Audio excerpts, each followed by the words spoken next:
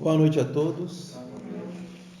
Terceira terça-feira do mês de março, hoje, dia 17. Estamos agradecendo a Jesus por esta oportunidade, aos nossos amigos espirituais que nos têm acolhido nesta casa e à espiritualidade de forma geral que tanto tem feito por todos nós. Estamos trabalhando o livro Nosso Lar, uma obra psicografada por Francisco Cândido Xavier, ditada pelo espírito André Luiz, é um pseudônimo. Hoje iniciaremos o capítulo 30 desta obra, que traz o título Herança e Eutanásia. Para quem está acompanhando, muitas coisas nós já observamos nessa obra. E o objetivo dela é fazer com que nós entendamos a realidade da vida espiritual. Não somente a essa realidade, mas como que a vida espiritual e a vida material se entrelaçam. Então, o objetivo da espiritualidade foi nos oferecer mais um recurso para que, de forma, podemos colocar, didática mesmo, pudéssemos nos orientar através desses ensinamentos, tendo em vista que o texto sagrado, tanto do Velho quanto do Novo Testamento, a própria codificação espírita, trabalhada em 5 obras, já vem trazendo para nós, já de bom tempo, essas informações. Só que agora, a espiritualidade resolveu convidar um espírito que passou por uma experiência e que vai nos narrar essa experiência da sua chegada no mundo espiritual, no plano espiritual, todos os processos pelos quais ele foi passando. E essa experiência é o que tem acontecido com a grande maioria de nós que deixamos o corpo físico em diversas oportunidades e para muitos que ainda deixarão o corpo físico. Qual é o objetivo? Ao conhecer essa realidade, iniciarmos um processo de mudança interior, renovação mental, espiritual, de sentimento. E essa lição do capítulo 30 vai nos falar um pouco a respeito disso.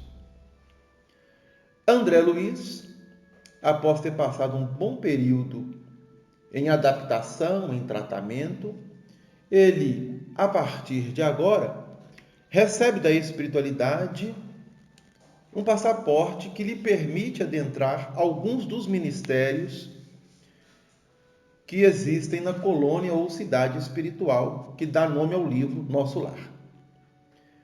E o primeiro ministério que ele foi o Ministério da Regeneração e, de cara, apresentou-se-lhe o trabalho, não se fez de rogado e colocou mãos à obra. Pois bem, durante o processo do trabalho, algumas coisas foram acontecendo. O número de servidores no dia estava escasso, devido a uma equipe que nós poderíamos colocar, para que possamos entender, de resgate, que se chamava samaritanos, foram a regiões umbralinas fazer o resgate de alguns irmãos e levá-los à colônia espiritual de Nosso Lar. E muitos dos trabalhadores também da colônia estavam sendo convocados para atuarem num período que a humanidade passou durante a Segunda Guerra Mundial. Então, muitos espíritos ingressaram às fileiras para ajudarem durante o período da guerra os espíritos não somente encarnados, mas principalmente os desencarnados durante a guerra. Então André Luiz estava ali, juntamente com Tobias, que é um novo amigo agora, funcionário da regeneração. Tobias o levou às câmaras de regeneração, ele passou então a conhecer de perto os trabalhadores, dentre eles uma enfermeira de nome Narcisa, com quem ele vai estabelecer uma sólida amizade também com ela, e ela vai o ajudar muito durante o processo dentro da colônia. Iam chegar 29 entidades trazidas pelos samaritanos, por essa equipe de resgate. O Tobias, então, fez um programa para que a chegada desses irmãos pudesse o trabalho fluir de forma que não sobrecarregasse aqueles que ali se encontravam. André Luiz, ele se prontificou a ficar. Ele saiu da casa de Lísias, como nós observamos em capítulos anteriores, bem cedo. Direcionou o Ministério da Regeneração. De lá, conversando com o ministro que foi indicado para ele, o ministro convidou Tobias para ser uma espécie de tutor dele, enquanto ele estivesse ali. Tobias o levou para as câmaras e, conversando, explicando, André Luiz fazendo as observações, houve a necessidade de trabalhar, exercitar a ajuda àqueles espíritos que ali se encontravam. André Luiz então ajudou. No final, André Luiz se prontificou a ficar para receber esses 29 espíritos que iriam chegar. 22 deles perturbados, completamente perturbados. E a perturbação de várias naturezas, de várias formas. Mas 7 deles completamente inertes do ponto de vista, entre aspas, psíquico, mental. Coloca no capítulo anterior o samaritano, ao comunicar ao departamento que iria acolher esses espíritos, dizendo que eles estavam numa inanição psíquica completa. Esses 7 seriam deslocados para as câmaras de retificação, que nós já explicamos em capítulos anteriores. E os 22 iriam ser colocados em pavilhões, que ficavam contíguos às câmaras de retificação. Para que nós possamos entender, vamos imaginar essa sala aqui. Fosse um pavilhão com vários leitos. Lembremos que haviam vários pavilhões. E contíguo aos pavilhões, câmaras de retificação. É como se fosse adentrando um ambiente, tivesse um pavilhão, outro pavilhão, outro pavilhão, outro pavilhão, e mais ao fundo ficavam-se as câmaras de retificação. E não eram poucos. Imagine você adentrando um andar de um hospital. E nesse andar, vários apartamentos, várias enfermarias. É o que estava acontecendo naquele momento. André Luiz, ao chegar ao edifício, em vez dele subir para os andares superiores, ele desce para andares inferiores. Ao chegar nesse andar, um extenso corredor com vários cômodos que se encontravam nos pavilhões. Dá o nome de pavilhão. Por que nome de pavilhão? Porque eram enormes. Haviam inúmeros leitos. E andando mais para o interior dos pavilhões, ficavam as câmaras de retificação, onde os espíritos que ali se encontravam estavam numa situação bem complicada. Neste capítulo 30... Nessas câmaras de retificações, era um leito. por paciente, uma cama, né? Por paciente ou mais de um? Haviam vários leitos. Não, fala nas câmaras, para aqueles que ficam. Não, é um leito para cada indivíduo. Ali é um quarto com uma cama para cada um. Não. É uma espécie de um cômodo grande para entender, com vários leitos. É como se fosse uma enfermaria. Mesmo essa Também, de retificação. esses estão bem próximos ao solo. Então, Sim, vários leitos. Para mim, esses aí eram separados. Não, são vários leitos. À medida que aqueles espíritos que ali se encontravam iam se apresentando melhora, eles eram retirados dali e levados para os pavilhões. À medida que dos pavilhões eles iam se melhorando, eles subiam então para os andares superiores. Quando chegam ao último andar, talvez, do edifício, o espírito está bem já num processo adiantado, ele então é levado para a área hospitalar para continuar o tratamento. Vejam bem a dificuldade. Então não é tão simples. Perceberam? O André Luiz, quando ele foi com ele, já foi levado direto para a área hospitalar. Direto para a hospitalar.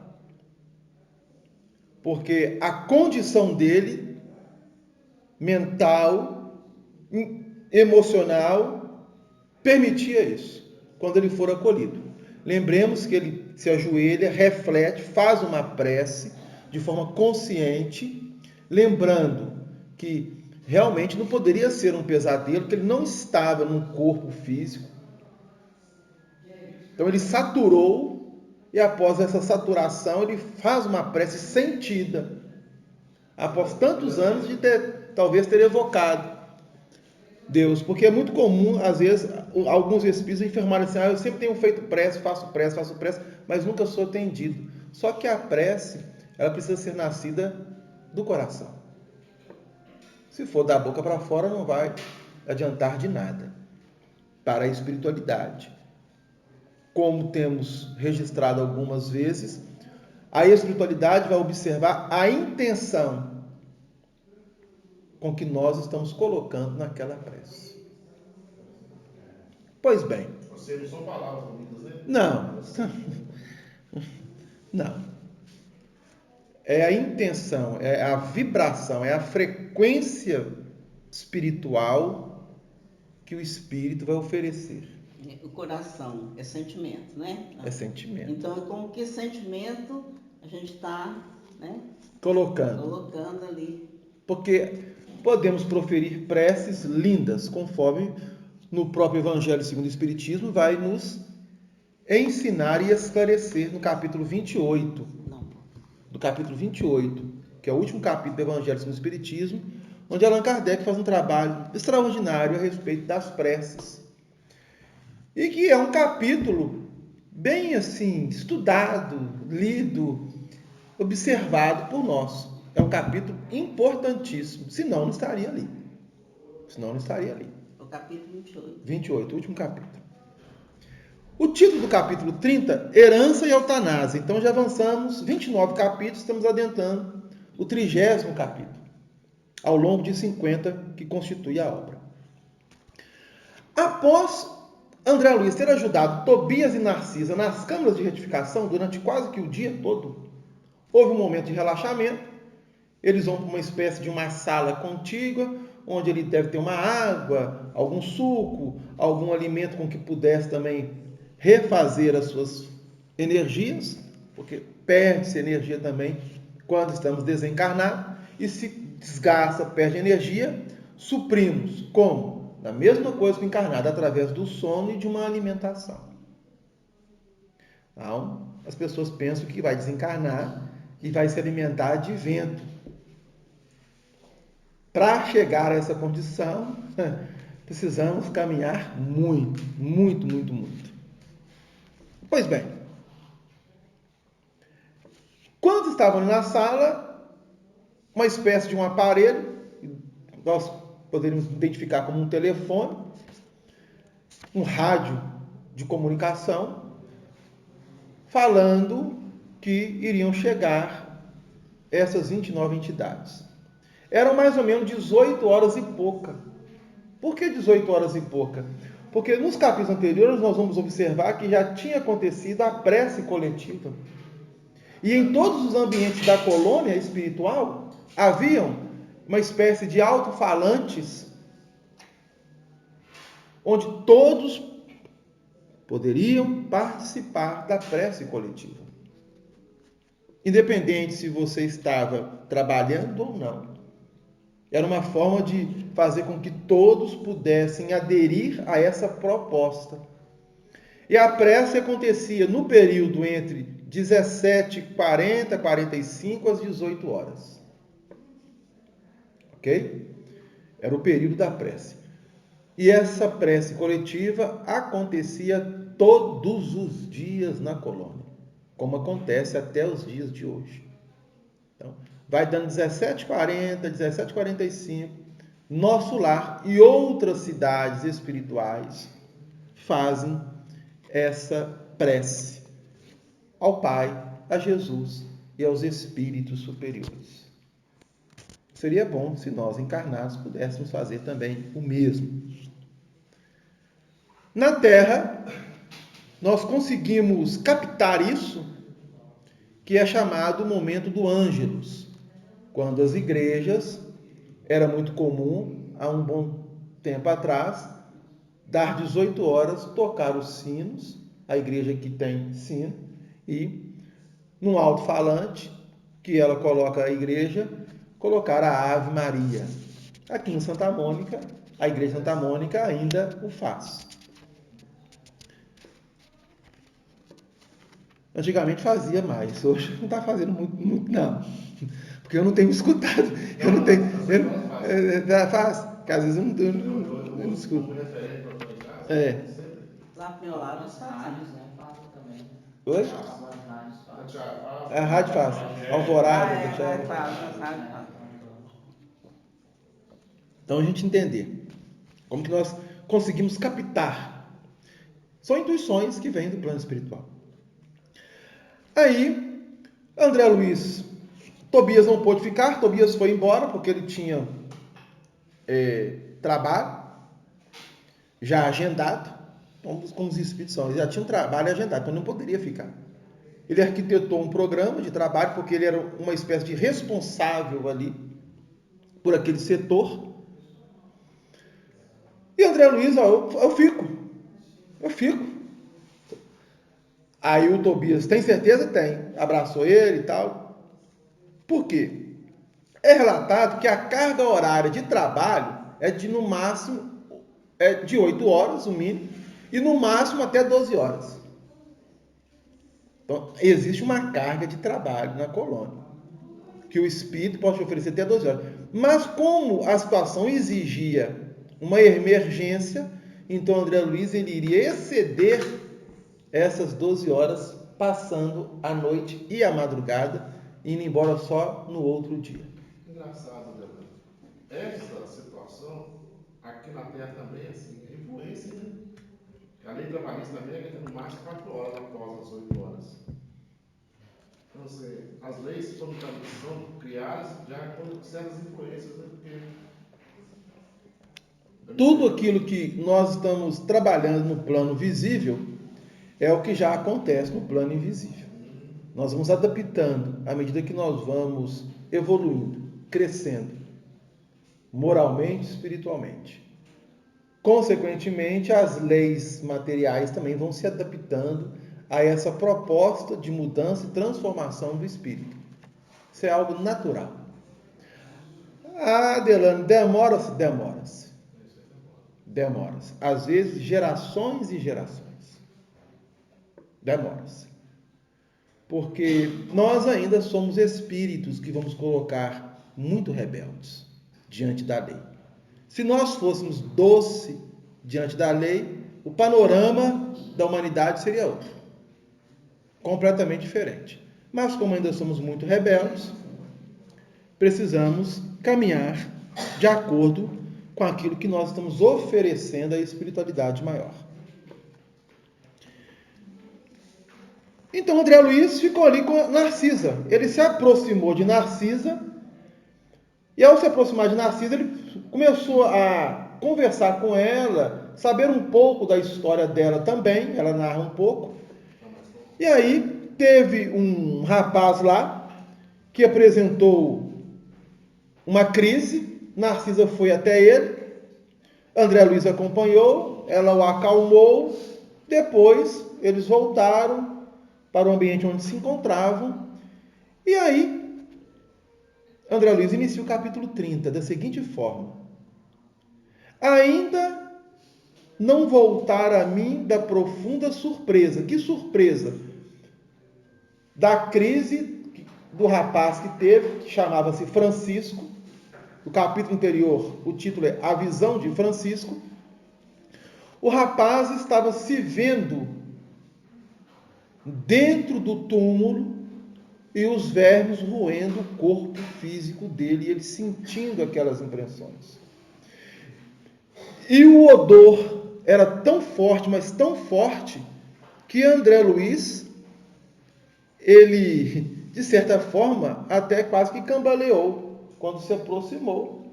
E o rapaz vendo, projetando aquela imagem, e André Luiz pergunta a Narcisa, mas ele está vendo a ideia, né? Ele está vendo algum fantasma, tendo alguma alucinação, alguma imaginação, que eu não estou vendo ninguém aqui próximo a ele. E ela então vai explicar que ele estava simplesmente tendo uma mentalização de um processo que ele vivenciou e que o deixou bastante perturbado. Estava ali. Só que as crises, elas foram ficando cada vez mais espaçadas, devido ao tratamento que ele vinha recebendo, e do pai, que fazia visitas periódicas a ele, porque o pai estava numa condição bastante boa no plano espiritual, tanto o pai como a mãe, e dentre algumas visitas, o pai sempre orava próximo a este filho, e aquelas energias da oração beneficiava e muito o filho. Deixa eu entender. Quer dizer que aqui, nas mesas mediúnicas, essas condições cozinhas é normal. Sim. A gente faz esclarecimento e eles são encaminhados. Lá não faz o esclarecimento também, não vai tratando assim ao longo do tempo? Muitos daqueles espíritos que estão ali nas câmaras de retificação e até mesmo nos pavilhões, alguns deles, ou muitos deles, para terem um tratamento mais efetivo, a espiritualidade desloca esses espíritos dessas colônias e trazem até a crosta para receber uma energia dos encarnados através das reuniões mediúnicas. Muitos deles, às vezes, se manifestam nas reuniões mediúnicas, eles já estão em tratamento, eles já se encontram em tratamento, mas eles se manifestam, mas o estado de perturbação é tão grande que eles nem sabem que estão passando por um tratamento. E aonde você falou, o pai dele estava sempre junto a ele fazendo preces, inclusive lá na câmara também? Não, sempre não. Ele fazia visitas periódicas, porque o pai dele já estava em uma condição bem melhor. Tanto é que Narcisa até falava para o André Luiz assim, quando o pai dele chegou, eles, ao meu ver, estavam numa condição muito acima da maioria de nós. Olha para você ver, Narcisa falando para ele. Não sabemos se o pai estava morando na colônia de nosso lar. Não é nos narrado isso, mas estava numa condição bem acima da grande maioria que Narcisa colocou ali para André Luiz. Dela, de Tobias, de alguns espíritos que ela entra em contato.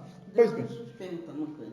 O André perguntou, né, se lá, esses espíritos que estão assim, presos ainda à situação do túmulo, de ver que está vendo os vermes correndo, né? Eles lá, perguntou, se eles lá são esclarecidos. Aí você falou que muitos são trazidos para a mesa mediúnica, para ter o contato com a carne, conosco, né? As energias, para que aí eles sejam conscientizados de deixar aquela impressão. O espírito Demora-se muito. Vai depender de cada espírito. O objetivo é fazer com que eles tenham uma consciência da real situação deles. Esse é o objetivo. Quando trazem para cá, o primeiro objetivo é oferecer a eles energias mais animalizadas. Sei. Então, nós encarnados vamos oferecer essas energias a eles. Por quê? Porque a condição perispiritual deles é muito grosseira ainda. Está muito próxima do corpo físico. Tanto é que o rapaz, ele estava junto ao despojo do corpo, tentando levantar o corpo. Ele se via num outro corpo, o corpo inerte, e ele tentando levantar o corpo, mas sem entender. Mas isso era condição mental, porque já estava lá na câmara, né? Calma, aí, Lá isso foi o que aconteceu. Quando os vermes começaram a decompor, trabalhando naquilo que a natureza realiza, ele se assustou mais ainda, se perturbou mais ainda e ele saiu, correndo. Aí foi fora do corpo. Aí foi colhido. Aí, porque não aguentou ver os vermes roendo o próprio corpo. Ele entrou em parafuso mais ainda que já estava. Saiu correndo. Foi quando ele então se desapegou do corpo. A acontecer isso, diante dos processos da espiritualidade, ele foi acolhido, talvez por esses samaritanos, levado para lá. Só que o estado de perturbação dele é tão grande que primeiro, talvez, ele passou para as câmaras de retificação, das câmaras agora ele está nos pavilhões. Tá. Agora aqui, deixa eu te perguntar outra coisa. A gente, igual a gente falou, nas reuniões mediúnicas, a gente vê mesmo os irmãos que vêm nessa situação. Mas assim, todos nós somos enterrados, vamos falar enterrados, vamos falar outra situação. Quem afasta do corpo e não quer nem saber, que condição, está com condição, não está pegado, por que uns ficam lá vendo e outros não? Vai depender de cada espírito. Vai depender de como que o espírito trabalhou durante a sua existência. O processo de desvinculação do corpo e qual foi a ideia que ele traz a respeito da vida fora da matéria. Para muitos, ao desencarnar, às vezes entra uma espécie de sono profundo, não veem esse desligamento, a espiritualidade processo de desligamento, mas devido não terem condições de serem levados para ambientes melhores, postos de socorros, ficam numa espécie de sono profundo e quando despertam em ambientes que para eles era como se fosse um sonho e eles passam a caminhar, a perambular. E aí o que acontece? Eles estão se vendo em um corpo, com pensamento, com sentimento, falando, gritando, sentindo fome, sede e frio. Para eles estão encarnados. Eles não passam a ideia que estão fora do corpo. É como se eles estivessem encarnados. Não, mas agora você respondeu a minha pergunta. A coisa era de ficar lá olhando. A questão é que o rapaz, ele teve um acidente brusco quando estava encarnado. Lembremos, na lição anterior. Por qual motivo? Por imprudência dele. Agora, não sabemos que tipo de acidente foi esse ou de desastre foi esse. Nós estamos lá nas primeiras décadas do século XX, 1910, 1920, que deve ter sido a desencarnação dele. E eu até coloquei isso no anterior. Se fosse nos dias atuais, nós poderíamos até colocar, foi um acidente de automóvel. Okay? Só que à época, nós sabemos que Belo Horizonte não tinha estradas pavimentadas, ruas pavimentadas como nós temos hoje com asfalto, era terrão batido, e os automóveis que circulavam por aqui não eram automóveis potentes, era um ou outro de fazendeiros, de latifundiários, de grandes empresários que tinham. Agora, qual foi o desastre desse rapaz? Não sabemos. Pode acontecer que ele deve ter ido a alguma cachoeira, ter feito um salto inadequado, ou alguma coisa aconteceu que nós não sabemos, porque não nos é relatado qual foi o desastre. Só que foi colocado que o acidente foi uma imprudência dele. Ele pensava em morrer? Não. De repente, ele levanta, se vê num corpo e o outro corpo lá. Então ele se vê dois em um. Uai, eu estou aqui, mas eu estou me vendo lá. O que está acontecendo? A pessoa que não tem essa ideia entra em parafuso. Porque durante a sua existência ele não se preparou adequadamente para isso. O que ele fez? Tentou sacudir o corpo, levantar o corpo, nas primeiras horas. Só que, com as horas passando, inicia o processo de decomposição do corpo. E aí os vermes começam a fazer o trabalho de decompor o corpo. Ele assustou, saiu correndo. Deixa eu te contar uma coisa. E se a gente chegar lá na hora e a gente esquecer? Não tem como esquecer, não. O que é isso, né? Esquecer que a gente deixou o corpo. Uai, só fazer uma prece. Quando você... Olha, temos aprendido. Em qualquer situação, seja ela qual for, acalme-se. Faça-se uma prece. Faça-se uma respiração. Busque a inspiração do alto. Porque aí, você se acalmando, você fazendo uma prece sentida, os bons espíritos, a espiritualidade amiga vai se acercar de você. Mesmo que talvez você não os veja, mas você vai sentir uma paz oriunda da vibração que aqueles espíritos vão fazer com que você receba. Tá. Por isso o hábito de fazer prece. O hábito de fazer prece. O hábito de ter bons pensamentos. Por quê? Quando ele passou 8 anos, na hora que ele lembrou de uma prece. Ele lembrou. Na hora que ele lembrou, não, porque ele se viu, ele pensou, mas foi com tanta intensidade que eu falei assim, gente, não é possível. Espera aí, deve ter algum autor da vida, mas ele falou isso com o coração. Na hora que ele falou isso, ele mudou o campo vibracional dele. Então foi lhe permitido enxergar aquilo que ele não estava enxergando e que já se encontrava ao lado dele já há 8 anos. Fernando, e a situação daqueles hoje em carne que doam órgãos? No que tem dos órgãos? Aí quando chega lá e percebe que está sem um órgão. Bom, nós já tivemos até um estudo referente a isso aqui. Aí você lembra? Não. Tivemos. Sobre doação de Ele órgãos. falou que não lembra. Pois é. Não lembro não, foi. Não é certo ou é errado? Oi? Quem doa está errado? Não. Quem doa está errado, não. Quem morreu, né? Não. Tanto é que cabe ao livre-arbítrio da pessoa. A pessoa, hoje, a pessoa pode colocar até na identidade. Sou doador. Veja bem, existem 2 situações. A pessoa, ela fala assim, olha, eu sou doadora de órgãos. Se acontecer qualquer coisa comigo e eu vier a morrer, a ideia da pessoa, vocês podem doar órgãos meus se for necessário. Caso vier. Mas pode acontecer da pessoa morrer e ela ser doadora e a família não quiser doar. Não querer doar. Não, ele falou que era, mas agora ele está morto, quem manda somos nós vamos enterrar ele inteiro. Percebeu? Pode acontecer. O espírito lá, ele pode, ao saber disso, teve assim, mas eu falei.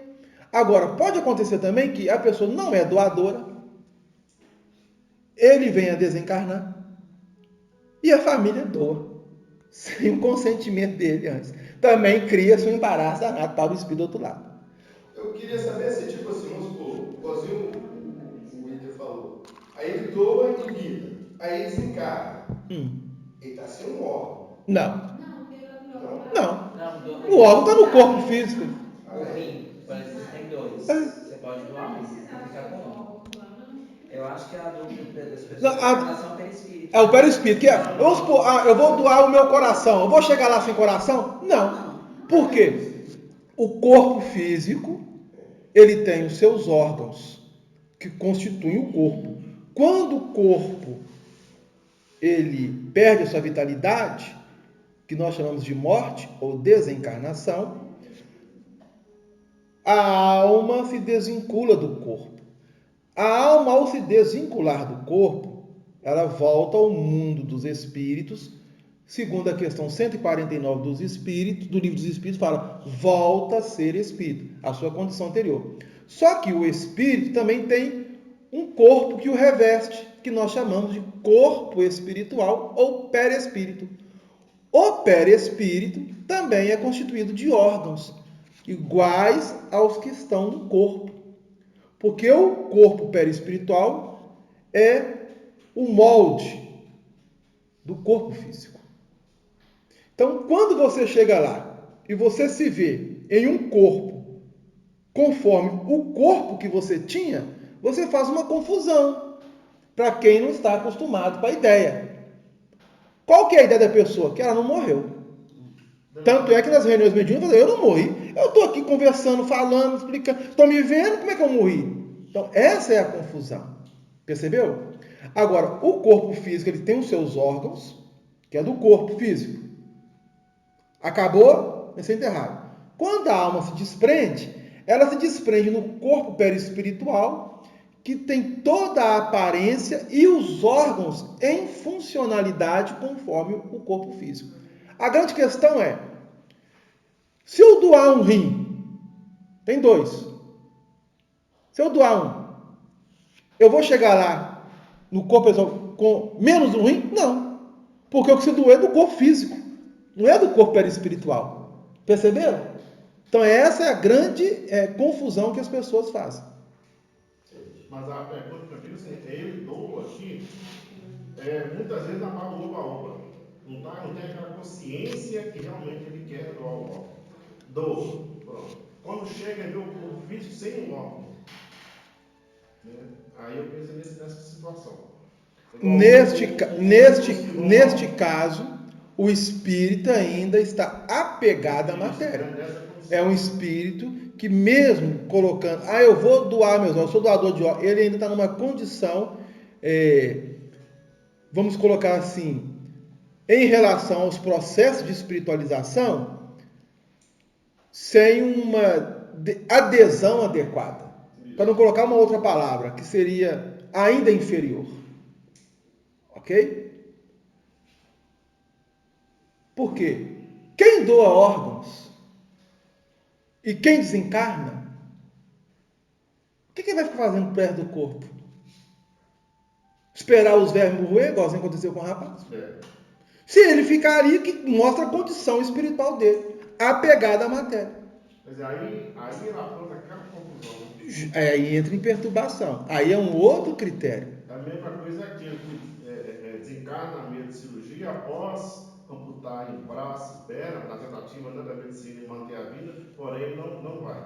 Mesmo assim ele desencarna. Aí ele chega com o braço. Sim, e aí pode acontecer, nesse caso, olha como que a mente projeta.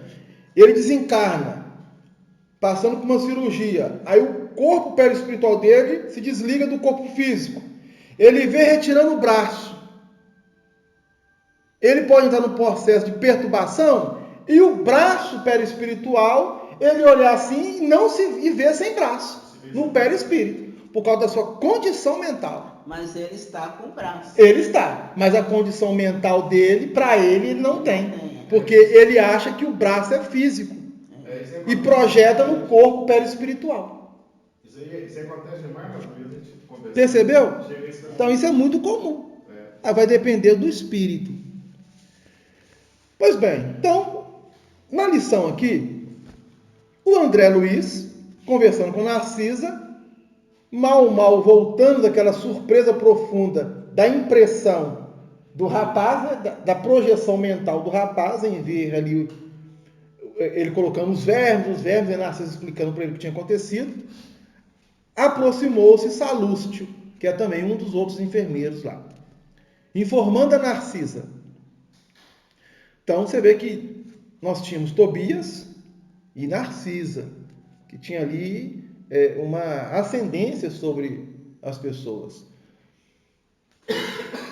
Nossa irmã Paulina deseja ver o pai enfermo no pavilhão 5. Antes de atender, julguei razoável consultá-la, porque o doente continua em crise muito aguda. Lá no capítulo anterior, o Tobias narra para nós que vai receber aqueles espíritos que estão sendo resgatados pelos samaritanos e alocá-los no pavilhão 7. Aqui, Salúcio chega e fala, no pavilhão 5, o pai de Paulina, que está em tratamento e numa crise aguda, a Paulina chegou. Como é que faz? Deixa ela entrar para visitar o pai? Como é que vai fazer? Percebeu? Mostrando gestos de bondade que lhe eram característicos, Narcisa acentuou: mande-a entrar, sem demora. Ela tem permissão da ministra veneranda. E depois, em capítulos posteriores, nós vamos estudar um pouco também a respeito dela. Visto estar consagrando o tempo disponível em tarefa de reconciliação dos familiares.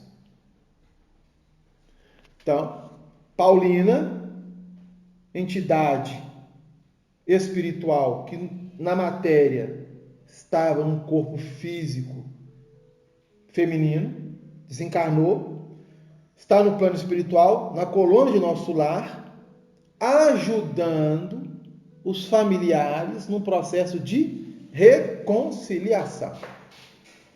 Agora nós vamos saber quem são os familiares. Um já sabemos, é o pai.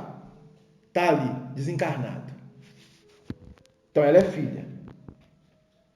Enquanto o mensageiro se despedia, apressado, a enfermeira bondosa acrescentava, dirigindo-se a mim: você verá que filha dedicada. Então, ponto positivo. Então, a filha, ela teve uma dedicação, não somente aos pais, mas agora a toda a família, após a sua desencarnação. Se ela tem essa dedicação após a desencarnação, não sabemos como foi a trajetória dela.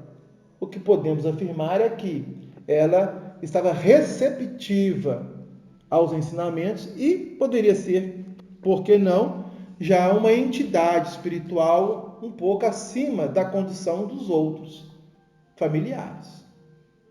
Ok? Ela está ajudando. Não decorreram um minuto e Paulina estava diante de nós, esbelta e linda. Trajava uma túnica muito leve, tecida em seda luminosa. Angelical beleza caracterizava-lhe os traços fisionômicos, mas os olhos denunciavam extrema preocupação. Narcisa apresentou-a delicadamente e, sentindo talvez que poderia confiar na minha presença, perguntou algo inquieta: e papai, minha amiga? Perguntou a Narcisa. Então, era uma jovem que se apresentava perispiritualmente com uma beleza, segundo André Luiz, angelical. Um pouco melhor, esclareceu a enfermeira. No entanto, ainda acusa desequilíbrios fortes. Então, o pai, ele estava no pavilhão 5. Não estava na câmara de retificação. Desequilíbrios fortes. A jovem retrucou: é lamentável. Nem ele, nem os outros cedem no estado mental a que se recolheram. Sempre o mesmo ódio e a mesma displicência. Eles quem? Os outros familiares envolvidos no processo. Estado mental de ódio, de displicência entre familiares. Então, vejam bem a palavra reconciliação. Tiveram a oportunidade de fazer a reconciliação enquanto estavam encarnados. Não fizeram. Estão agora colhendo o que semearam. Percebeu? Isso é muito sério, né? É muito sério. Ele fica aqui, aquela coisa dentro da família, que até você. É muito sério. A gente tem que mudar mesmo, porque senão, né? Pois é. Narcisa nos convidou a acompanhá-la. Então, vamos lá para o pavilhão 5. Vamos direcionando para o pavilhão 5. Chegaram lá. Agora, olha o que André José vai dizer. Minutos após, diante de mim, um velho de fisionomia desagradável. Olhar duro, cabeleira desgrenhada, rugas profundas, lábios retraídos, inspirava mais piedade que simpatia. Procurei, contudo, vencer as vibrações inferiores que me dominaram, a fim de observar, acima do sofredor, o irmão espiritual. Desapareceu a impressão de repugnância, aclarando-se-me os raciocínios. Então, André Luiz teve um impacto quando viu o pai de Paulina. Ele ficou meio assustado. Aí, o que ele fez? Ele se refez mentalmente. E, ao se refazer mentalmente, ele vai se questionando. Olha o que ele vai se questionando. Como teria chegado, por minha vez, ele ao Ministério do Auxílio, quando ele foi acolhido por Clarence e por aqueles 2 enfermeiros? Qual que era a fisionomia dele? Como que ele se apresentava? Ele não tinha essa ideia até então. Agora, observando o outro, ele está projetando nele a história dele. Deveria ser horrível meu semblante de desesperado? Quando examinamos a desventura de alguém, lembrando as próprias deficiências, há sempre asilo para o amor fraterno no coração. Então, ele está tendo ali uma empatia. Primeiro, ele teve uma repugnância. Ele se refez mentalmente, de forma até instantânea, se colocou no lugar do pai de Paulina e pensou consigo mesmo: e se fosse eu? Como que eu cheguei? Como que, ao adentrar, os enfermeiros me olhavam? Ou me olharam? Que impressões eu passei? Então, ele se refez para trabalhar isso. Por isso que a gente deve sempre se colocar no lugar do outro, né, gente? Temos. A gente sabe que os ensinamentos são lições vivas para o nosso dia a dia, né? Se a gente não se colocar... O velho enfermo não teve uma palavra de ternura para a filha que o saudou carinhosa. Claro. Ele está num pavilhão de perturbados, em crises agudas. Através do olhar que evidenciava aspereza e revolta, semelhava-se a uma fera humana enjaulada. Olha que situação. Aí a Paulina: papai, o senhor sente-se melhor? Perguntou com extremo carinho filial. Aí ele vai responder, aos gritos: ai, ai! Gritou o doente em voz estentórica. Imaginemos a voz. Não posso esquecer o infame. Não posso descansar o pensamento. Ainda o vejo ao meu lado, ministrando-me o veneno mortal. O título do capítulo é Herança e Eutanásia. Aí, não diga isso, papai, pediu a moça delicadamente. Lembre-se de que Edelberto entrou em nossa casa como filho enviado por Deus. Aí o pai grita, né? Meu filho? Gritou o infeliz. Nunca, nunca. É criminoso, sem perdão, filho do inferno. Era ajudado. E ele já estava lá na colônia sendo ajudado. Ele estava nem nas regiões umbralinas, você percebeu, né? Já estava em tratamento. Aí uma situação dessa costuma vir aqui pro terreno. Né? Não, ele está lá em tratamento, ele está lá no pavilhão, está em tratamento. Ainda vai ter todo um processo, né? Paulina falava agora com os olhos rasos d'água. Ouçamos, papai. Olha você ver. Ouçamos, papai, a lição de Jesus, que recomenda nos amemos uns aos outros. O pai dela vai entender isso. Mas ela falou. Atravessamos experiências consanguíneas na terra para adquirir o verdadeiro amor espiritual. Aliás, é indispensável reconhecer que só existe um Pai realmente eterno, que é Deus. Mas o Senhor da vida nos permite a paternidade ou a maternidade no mundo, a fim de aprendermos a fraternidade sem mácula. Nos lares terrestres, são cadinhos de purificação dos sentimentos ou templos de união sublime, a caminho da solidariedade universal. Muito lutamos e padecemos até adquirir o verdadeiro título de irmão.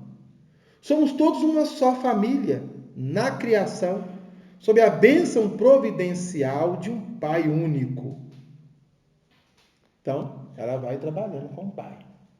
O Pai ali ouvindo. Ela falando e ele ouvindo. Ouvindo-lhe a voz muito meiga, o doente se pôs a chorar convulsivamente. Então vejam bem, o estado de perturbação dele, o conflito interno. Se ele não tivesse condições de estar ali em tratamento, ele até avançava em Paulina, que era a filha. Mas a filha tinha uma ascendência moral sobre o pai que o paralisava. Talvez se fosse outro ou outra que não fosse a filha, no caso ela, ele pudesse agir de outra forma. Mas como era a filha, ele manteve-se. E ela vai dizer assim: perdoe Edelberto, papai. Procure sentir nele não um filho leviano, mas o irmão necessitado de esclarecimento. Agora veja o que ela vai dizer. Ela está lá, no pavilhão 5, no Ministério da Regeneração, visitando ele, com a permissão da ministra veneranda. Estive em nossa casa ainda hoje. Então ela estava na crosta planetária visitando os familiares. Para observar, para ajudar, para auxiliar os familiares que estavam encarnados.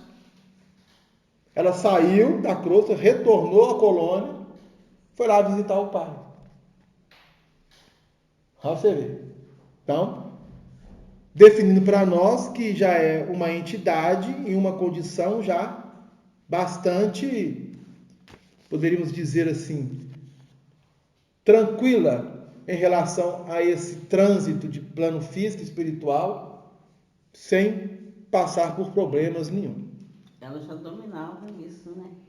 Pode ser que ela estava vindo também com outros amigos, né, que auxiliavam ela, mas ela já detinha um certo conhecimento e uma condição de transitar entre os dois planos para auxiliar os que estavam na Terra e retornar ao plano espiritual e auxiliar aqueles que se encontravam no plano espiritual. Isso é muito bonito. Sem se perturbar, sem se deixar se envolver emocionalmente a ponto de se desequilibrar.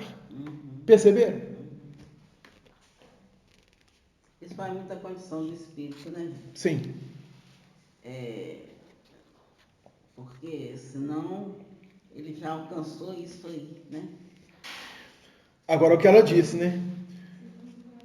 Reencarnamos e desencarnamos tantas vezes quando forem necessárias. E o grupo familiar, conforme ela colocou, é o cadinho de purificação dos sentimentos.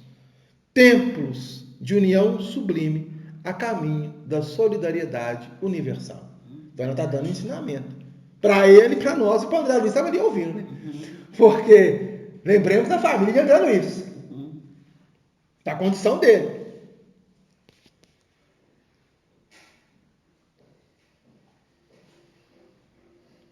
Ainda hoje estive lá, observando extremas perturbações.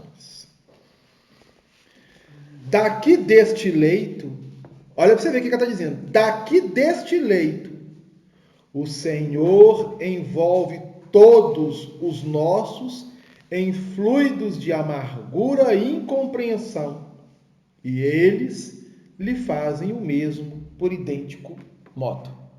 Então, há uma sintonia e afinidade de vibrações e frequência dos espíritos que estão encarnados e dele que está desencarnado no processo. O pensamento em vibrações sutis alcança o alvo, por mais distante que esteja.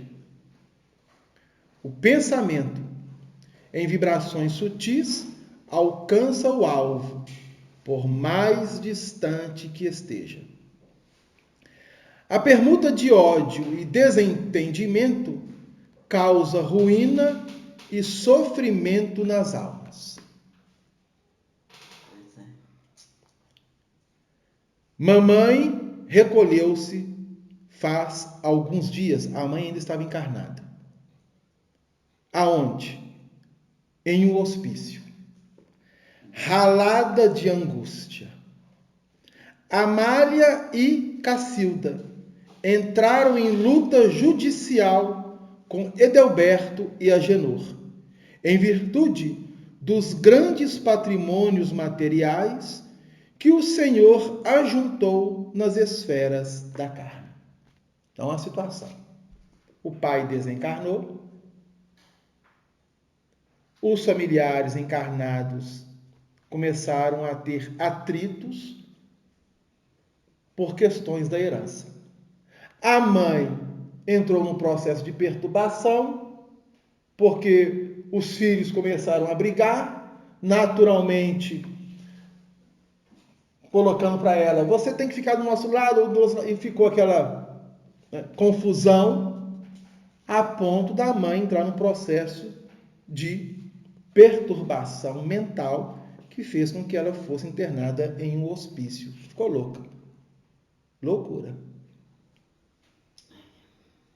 Então, nós estamos aqui na década de 40 do século passado. Lembremos que o tratamento para aqueles que estavam num processo de perturbação mental à época não é igual ao que nós temos hoje. Com todo o avanço da ciência, da psicologia, da psiquiatria, da psicanálise. As pessoas que eram levadas para os hospícios, para os manicômios, tinham tratamentos de choque. Nossa, é mesmo.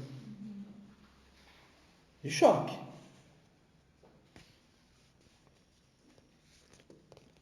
Um quadro terrível, cujas sombras poderiam diminuir se sua mente vigorosa, olha para você ver, ela está colocando que a mente do pai ela estava com um vigor danado, não estivesse mergulhada em propósitos de vingança. Aqui vemo-lo em estado grave. Na terra, mamãe louca e os filhos perturbados. É a situação de Paulina, que é filha, irmã, tentando reconciliar o grupo familiar. Olha para você ver que situação. O pai desencarnado no processo que nós estamos observando. A mãe encarnada, louca, foi direcionada para o hospício. E 4 irmãos brigando-se judicialmente por causa da herança que o pai deixou. Grandes patrimônios. Em meio de tantas mentes desequilibradas, uma fortuna de 1.500.000 cruzeiros. Então, à época, se nós formos fazer a colocação da moeda para a época, né? Então, 1.500.000 cruzeiros, não tem nem noção de quanto que era. Se a gente converter da época para hoje, não sabemos quanto que é. Mas vamos imaginar que 1.500.000 cruzeiros da época para hoje, em 2020, 70 anos depois, vamos supor que fosse grandes patrimônios. Então, 1.500.000 é muito pouco, né? Vamos imaginar que fosse 150 milhões de reais. Aí, um patrimônio, né? Dá para comprar uma casinha, né? Numa região boa, não dá? Então, vamos imaginar, vamos colocar por baixo 150 milhões de reais. Por baixo. Poderia ser mais. Em patrimônios. Dinheiro no banco, patrimônios materiais, não sabemos que tipo de negócio ou transações que o pai detinha. Aí ela diz para ele, e que vale isso? Se não há um átomo de felicidade para ninguém. Que vale tudo isso? Se não há um átomo de felicidade para ninguém. Ela colocando, e o pai escutou, por causa dessa ascendência moral que ela tinha perante o pai. Se fosse outro, talvez não escutaria. Tanto é que ele vai dizer, mas eu larguei enorme patrimônio à família, atalhou o infeliz rancorosamente, desejando o bem de todos. Larguei um patrimônio invejável, querendo o bem de todos. É a ideia materialista. Que até hoje que ainda vigora em nós. Achar que os bens materiais vai trazer benefício àqueles que vão reter. Por um tempo. Diga-se de passagem. Por um tempo. Porque os filhos também vão desencarnar. A mãe já está no processo. Dali do hospício, sabemos que as condições de recuperação de um doente mental à época era complicada. Podemos até levantar a hipótese que a mãe pode ter desencarnado num processo de loucura muito grande. E aí seria um desafio também para a Paulina para ajudar a mãe, depois desencarnada. Então ela estava ajudando o pai que estava em tratamento, nas câmaras de retificação, no pavilhão 5. Os irmãos encarnados, todos perturbados, ávidos pela posse do poder, da herança. E a mãe no hospício. Paulina não deixou terminar, retomando a palavra, mas nós vamos falar depois, na segunda parte, após a prece de irradiação. Você já leu o nome das... Bom, então dando continuidade aqui, a fala de Paulina para o pai, ela faz colocações pertinentes para que ele pudesse processar isso com muita calma, tendo em vista que ele está passando por um processo de tratamento. Só que ele ia querer despejar todo um rosário para ela, ela não deixou ele terminar. Porque André Luiz narra assim, Paulina não deixou terminar. Retomando a palavra. E ela vai dizer assim, nem sempre sabemos interpretar o que seja benefício. No capítulo da riqueza transitória. Se o Senhor assegurasse o futuro dos nossos, garantindo-lhes a tranquilidade moral e o trabalho honesto, seu esforço seria de valiosa previdência. Mas às vezes, papai, costumamos amealhar o dinheiro por espírito de vaidade e ambição, querendo viver acima dos outros. Não nos lembramos disso, senão nas expressões externas da vida. São raros os que se preocupam em ajuntar conhecimentos nobres, qualidades de tolerância, luzes de humildade, bênçãos de compreensão. Impomos a outrem os nossos caprichos. Afastamo-nos dos serviços do Pai. Esquecemos a lapidação do nosso espírito. Ninguém nasce no planeta simplesmente para acumular moedas nos cofres ou valores nos bancos. É natural que a vida humana peça o concurso da previdência. E é justo que não prescinda da contribuição de mordomos fiéis, que saibam administrar com sabedoria. Mas ninguém será mordomo do Pai com avareza e propósitos de dominação. Tal gênero de vida arruinou nossa casa. Debalde, noutro tempo, busquei levar socorro espiritual ao ambiente doméstico. Enquanto o senhor e mamãe se sacrificavam por aumentar haveres, Amália e Cacilda esqueceram o serviço útil e, como preguiçosas da banalidade social, encontraram ociosos que as desposaram, visando as vantagens financeiras. Agenor repudiou o estudo sério, entregando-se a más companhias. Edelberto conquistou o título de médico, aliando-se por completo da medicina e exercendo-a tão somente de longe, a maneira do trabalhador que visita o serviço por curiosidade. O André Luiz ele escutava. Ele foi médico também, né? Todos arruinaram belas possibilidades espirituais, distraídos pelo dinheiro fácil e apegados à ideia de herança. A fala de Paulina é profunda, porque é uma lição que ela está dando.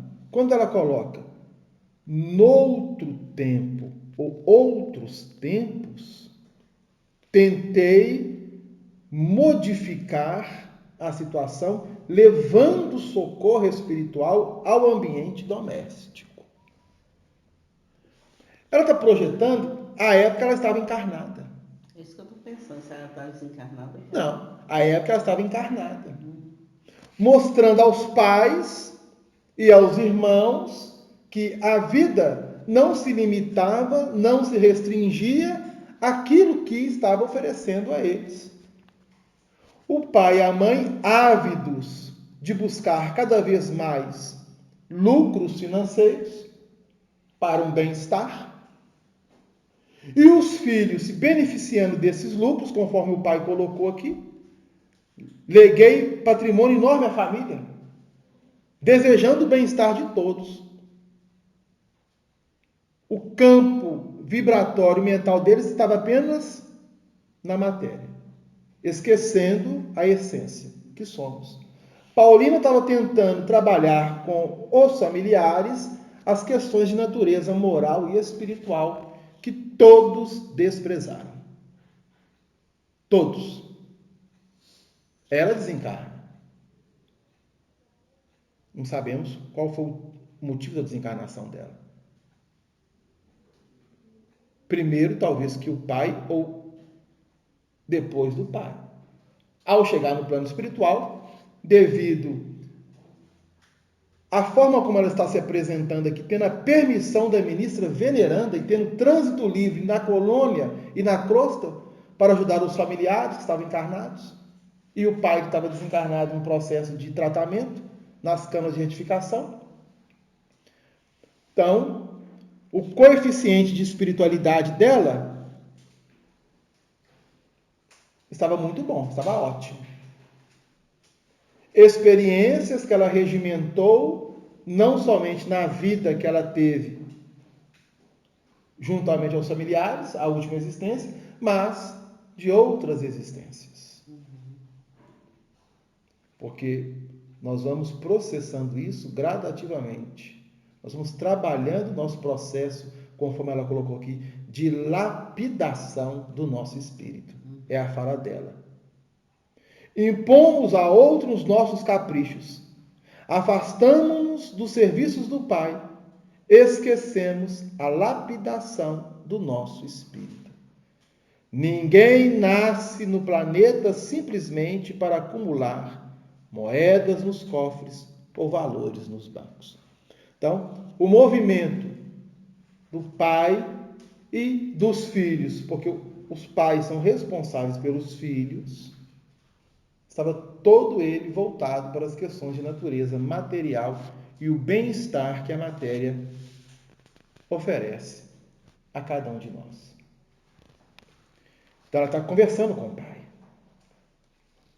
E ela diz a ele que se ele e a mãe tivessem tido um outro tipo de educação, dado um outro tipo de educação, as coisas não poderiam ter chegado a essa situação como chegou. Então é algo muito sério. Podia adquirir o bem-estar material, mas juntamente com esse justo, não veja bem. Aí que nós temos que entender. Não é proibido você não, o dinheiro nunca foi problema. Diga-se de passagem. Dinheiro nunca foi problema. O problema é a forma como nós utilizamos ele. Nós conduzimos. A forma como nós deixamos nos levar por ele. Esse é o problema. Essa é a situação. Aí ela vai dizer o seguinte, que as duas irmãs, elas casaram e ao casar não fizeram um casamento vantajoso para elas, porque foi um casamento onde os maridos das irmãs visavam as vantagens materiais. Interesse, né? Interesse. O outro filho usava e abusava pelas facilidades que o dinheiro abria a ele as portas largas do mundo. O outro estudou, formou, ou então formou sem estudar, né? Deve ter pagado o diploma. Não sabemos, porque hoje é muito comum você comprar, né? As pessoas compraram o diploma para falar que não tinha de medicina, mas quem tem dinheiro. Porque fazer um curso de medicina não é barato. Uma mensalidade do curso de medicina hoje, uma mensalidade é em torno de 10 a 12 mil reais por mês. 10 a 12 mil reais por mês. Como é que você vai tirar 10 a 12 mil reais por mês para pagar um curso de medicina? É só quem tem mesmo. Quem tem dinheiro. Ou então você consegue entrar numa UFMG da vida, mas para entrar no curso de medicina da UFMG da vida, não é tão simples, não é tão fácil. Mas há pessoas que conseguem, que vencem. Há muitas pessoas que não têm dinheiro que formam-se como médicos. É o esforço. E outra coisa, a lei encaminhando aquele espírito diante de um programa que ele tem. Senão, não chegaria lá. Tem esse detalhe também. Aí o irmão que formou como médico, olha, vejam bem que tem coisa interessante. Segundo Paulina, ele visitava o consultório, ele ia fazer visita ao consultório. Não ia para trabalhar, ia para fazer visita. Aí, quando ela acabou de falar, o pai, que é enfermo, tomando uma expressão de pavor, acrescentou: Maldito Edelberto, filho criminoso, ingrato, matou-me sem piedade, quando ainda necessitava regularizar minhas disposições testamentárias. Malvado, malvado. Então, vamos entender aqui a situação. O título do capítulo é Herança e Eutanásia. Edelberto, não sabemos se é o primogênito ou se entre os filhos a Paulina é a mais velha e havia desencarnado, ou ele seja o mais velho. O que sabemos é que ele fora médico. E se ele era médico e o pai tinha contraído uma enfermidade, ele acompanhou o processo de enfermidade do pai por ser médico. Isso é um fato. O pai possuía muitos bens e automaticamente lavrava o testamento. O pai, observando, através de conversas com um ou com o outro, com o enfermeiro, com o médico, que poderia acontecer a desencarnação, para ele era a morte, não é a desencarnação, porque toda a existência dele estava voltada para as questões materiais. Então ele pensou que ia morrer, e ao morrer, para seguir em paz, ele deixaria a família numa situação boa. Essa é a ideia do pai. O Edelberto, observando que ele poderia modificar cláusulas no testamento, aplicou ao pai, não sabemos o processo que foi, a chamada eutanásia. Como? Administrando lentamente medicações que foram correndo para acelerar o processo de desencarnação do pai. O pai desencarna, como nada fica impune, chegou no plano espiritual, soube da realidade. Cale-se, papai, diz Paulina. Tenha compaixão de seu filho.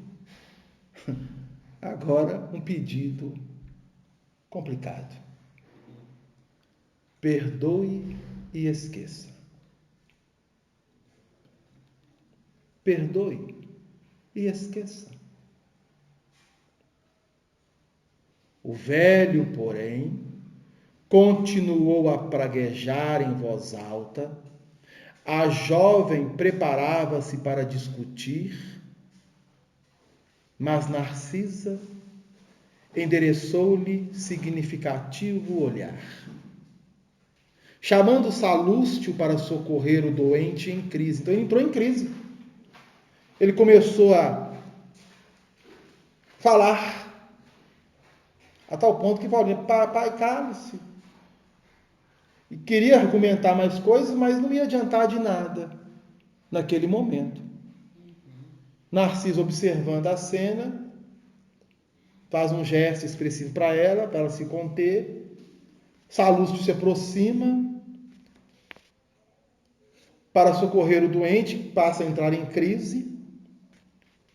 Paulina, acariciando a fronte paterna e contendo custo às lágrimas. Daí a instante, ela deve ter feito uma prece ali para o pai. Retirava-me em companhia de ambas, sob forte impressão. Então, André Luiz, observando a cena, ele, Narcisa e Paulina se afastam, enquanto Salústio fica ali, dando o tratamento adequado ao pai, que naquele momento passara a ter mais uma crise aguda de perturbação. As duas amigas trocaram confidências ainda por alguns minutos. Despedindo-se Paulina, a evidenciar muita generosidade nas frases gentis, mas muita tristeza no olhar afogado em justa preocupação. Voltando à intimidade, Narcisa disse bondosa. Então, eles voltaram para aquele ambiente, como nós havíamos falado no início. Devia ser uma sala contígua, onde tinha lá um suco, algum tipo de alimento, não o famoso cafezinho, como nós costumamos falar aqui na Terra, porque no plano espiritual ali não havia café, mas um suco, uma água, uma fruta, e eles foram conversando. A Narcisa diz para André Luiz: os casos de herança, em regra, são extremamente complicados. Com raras exceções, acarretam enorme peso a legadores e legatários. Neste caso, porém, vemos não só isso, mas também a eutanásia. Então, além da herança complicar a situação da família para os que ficaram no plano físico e para o pai que estava desencarnado, ainda tinha um problema da eutanásia consumida pelo filho Edelberto, que era médico. Doido que o pai morresse. Porque o pai, conforme informações, ele iria mudar cláusulas no testamento. O filho, observando isso, ele não queria, talvez, dividir por igual. Não sabemos como que estava o testamento. Algumas questões ali poderiam beneficiar a ele. Ele ministrou, conforme Narcisa vai colocar aqui para nós. A ambição do dinheiro criou em toda a família de Paulina esquisitices e desavenças. Pais avarentos possuem filhos esbanjadores. Fui à casa de nossa amiga. Olha, veja bem. Narcisa está narrando para André Luiz que ela conhecia o caso de perto. Porque ela acompanhou Paulinho na crosta planetária. No seio familiar. Fui à casa de nossa amiga quando o irmão, o Edelberto, médico de aparência distinta, empregou no genitor quase moribundo a chamada, entre aspas, morte suave. Esforçamo-nos por o evitar, mas foi tudo em vão. Então, a equipe espiritual, atenta ao movimento do Edelberto, procurou socorrer para que ele não consumasse o ato. Isso o prejudicaria no seu encaminhamento, não somente no plano físico, mas também após a desencarnação. Um débito contraído. Então, o plano espiritual tentou dissuadi-lo disso. Mas como todo o seu interesse estava voltado para as questões de natureza material, não deu abertura para receber as intuições do plano superior. E tinha ideia fixa, né? Justo. Olha o que Narcisa vai colocar. O pobre rapaz desejava, de fato, apressar o desenlace por questões de ordem financeira. E aí temos agora a imprevidência e o resultado. Qual foi a imprevidência e o resultado?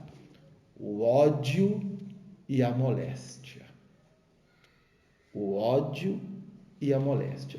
Lembramos que lá no início, Narcisa diz a Salústio para que Paulina pudesse entrar para visitar o pai, porque tinha permissão da ministra veneranda.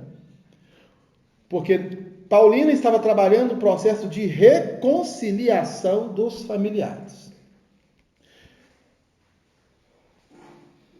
Quando ela informa ao pai que em outros tempos ela tentou fazer com que eles despertassem para essa questão de natureza espiritual, podemos levantar a hipótese de que Paulina era um espírito um pouco mais elevado do ponto de vista moral em relação aos irmãos e aos pais, que reencarna naquele seio familiar para contribuir para o grupo familiar.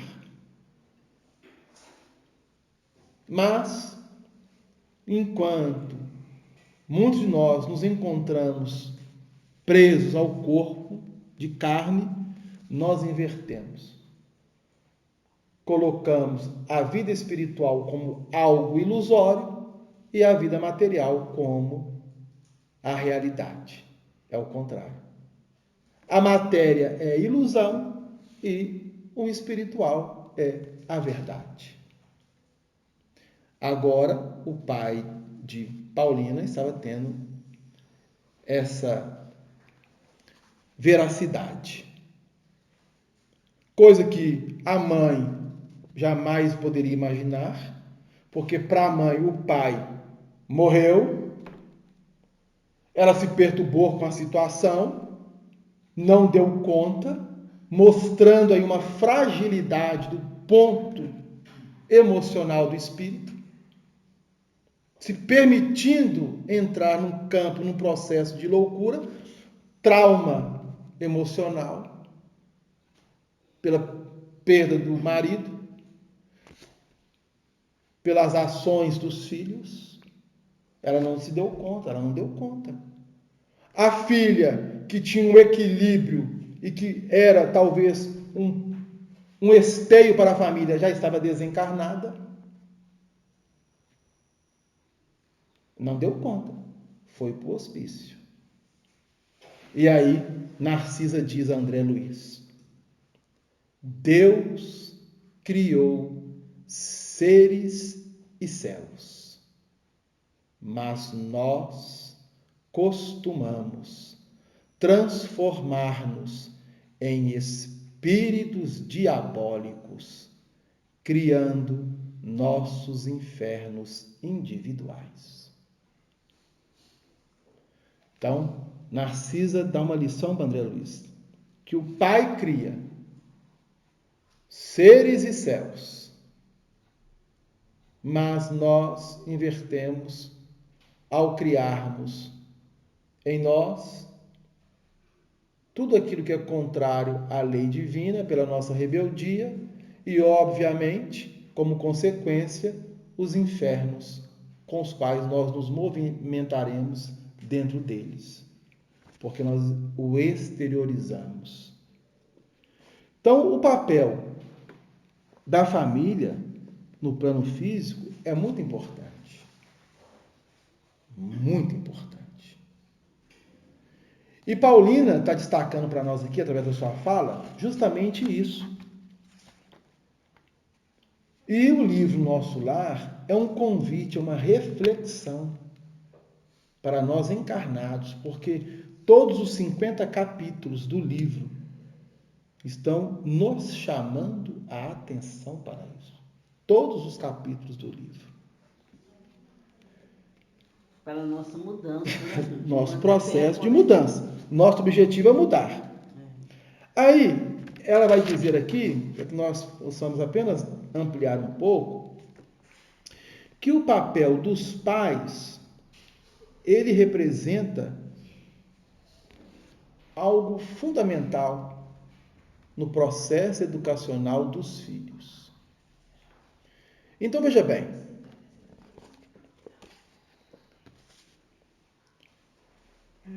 na questão 383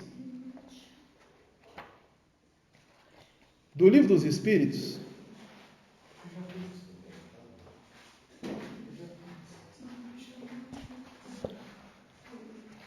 o Allan Kardec faz a seguinte pergunta à espiritualidade. Questão 383 do Livro dos Espíritos.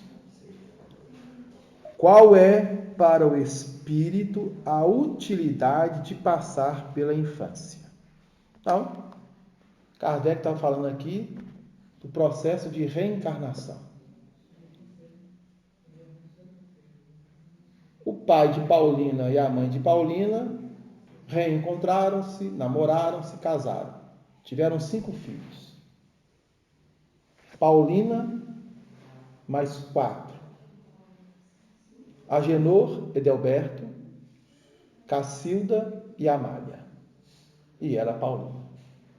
Pois bem, todos passaram pela infância. Kardec está perguntando, qual é a utilidade que tem o espírito de passar pela infância? Resposta da espiritualidade. Encarnando-se, com o fim de se aperfeiçoar. Então, processo da encarnação e da reencarnação é o aperfeiçoamento constante do espírito. Então, nessa fase, a espiritualidade está dizendo a Kardec, o espírito é mais acessível às impressões que recebe e que podem ajudar o seu adiantamento. Então, essa fase infantil, o momento da infância, é o mais propício para nós trabalhar com aqueles a quem Deus nos confiou, para o qual devem contribuir os que estão encarregados da sua educação. A espiritualidade está informando a Kardec que o processo de educação do espírito tem como encarregados aqueles que vão contribuir para que ele possa processar esse aperfeiçoamento, levando a ele novas impressões em decorrência das tendências que ele já traz de vidas passadas. E aí na questão 582 do Livro dos Espíritos,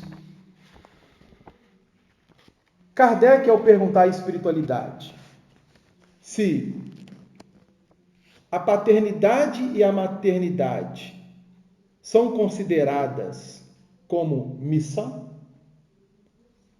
podemos considerar como uma missão? Resposta da espiritualidade: é sem contradita uma missão.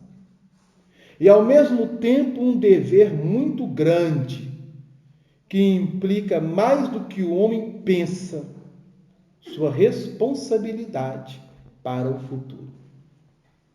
Agora, vamos pegar essa fada dos espíritos e colocando na família de Paulina. Os pais tiveram os filhos. O objetivo deles era educar os filhos. O que eles fizeram? Instruíram os filhos, dando e legando a eles todos os benefícios que a matéria poderia oferecer. Isso é errado? De forma alguma. De forma alguma. Não é errado. Porque Deus permite que nós podemos exercer na vida e buscar na nossa existência, no plano físico, sempre o melhor, o bem-estar. O grande problema é a forma como nós estamos buscando e que tipo de intenções nós estamos depositando. Porque isso é avaliado pela espiritualidade.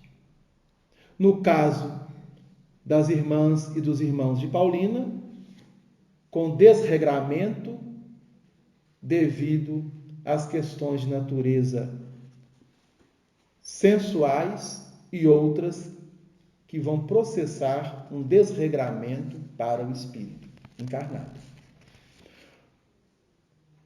A responsabilidade para o futuro dos pais em relação aos filhos. Olha a responsabilidade da mãe de Paulina e do pai em relação aos filhos.